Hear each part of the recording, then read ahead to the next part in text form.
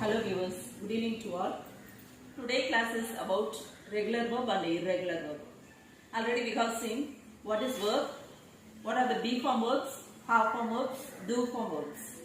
Now regular and irregular verbs. Basically in English, regular and irregular verbs are classified how those type of verbs formed their past tense and past participle ending with ed.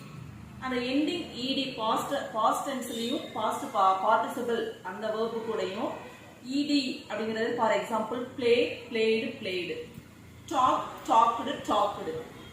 இந்த மாதிரி first form verb ஒன்னு வந்து present tense அப்படினு சொல்லுவோம், second form past tense, third form verb 3 சொல்லக்கூடியது past participle.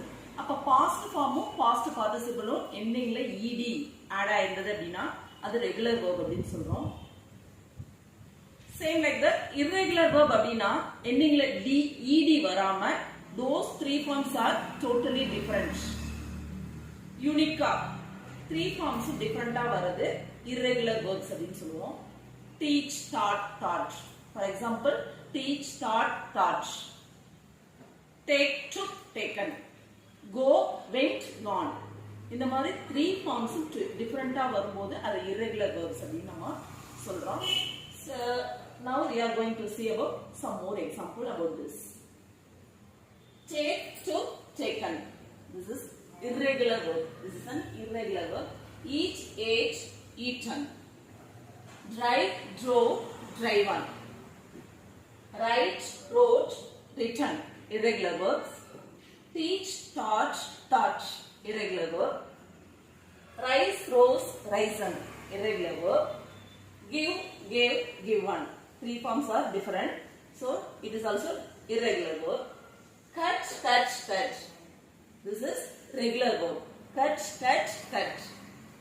Run, ran, run. Irregular verb. Put, put, put. This is regular verb.